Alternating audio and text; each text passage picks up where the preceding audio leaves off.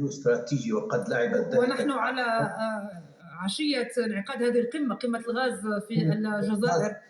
طبعا دبلوماسية الغاز مهمة جدا بالنسبة للجزائر. نعم.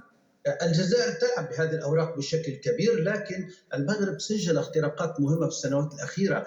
بالمقابل فإن فرنسا، وينبغي أن نلاحظ أن فرنسا هنالك رؤساء وزراء الخارجية والحكومات الذين يتغيرون، وهنالك فرنسا الدولة التقليدية والارتباطات التقليدية. أعتقد أن فرنسا العميقة والتقليدية علاقتها مع المغرب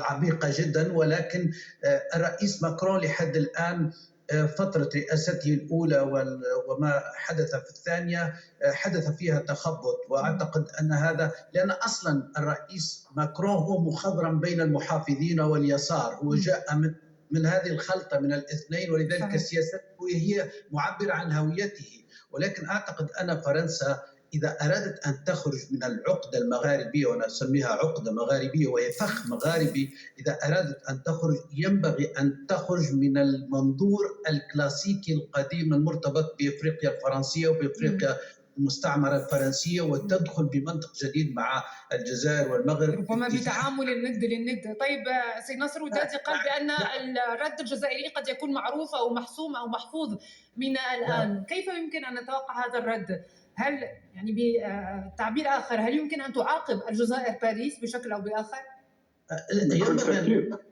فرنسا لحد الآن لم تقوم بأي شيء يجعل الجزائر تغضب. أنا شفت تعليق في الصحف الجزائرية والواحد يقول ما عملت فرنسا أي خطوة. كنا نستبق ما يمكن أن تفعله فرنسا في المستقبل ويكون رد فعل الجزائر آنذاك.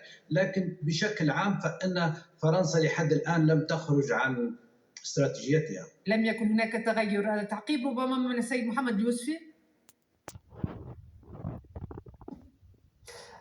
نعم، يعني مهم جدا التفاعل مع هذا السؤال. يعني لا أعتقد أنه رجم المسألة بالغيب، يعني ما حصل هو عودة لعلاقات طبيعية للمغرب، علاقات تاريخية مع فرنسا، وهناك حضور قوي لجالية مغربية في فرنسا، علاقات ثقافية، علاقات اقتصادية، علاقات تاريخية، تحالفات كبرى على مستوى سياسي ومستوى جيوستراتيجي. فبالتالي لا يجب تحميل المسألة يعني وكأنه الجزائر قوة عبثية وفي كل مرة يعني هي قوة مناوئة. لا، طبعا هناك خلافات فعلا موجودة، لكن ما حصل إلى حد الآن هو تصحيح لانحراف ما حصل في لحظة من اللحظات. وفي هذا الإطار يأتي الإجابة عن سؤال عميق جدا قمت بطرحه، وهو متعلق: هل ضعفت فرنسا أم أصبحت المغرب بلدا قويا؟ أنا في تقديري هذا وذاك، ولكن خاصة فرنسا ضعفت. فرنسا اليوم في أسوأ وضعيات على المستوى الدبلوماسي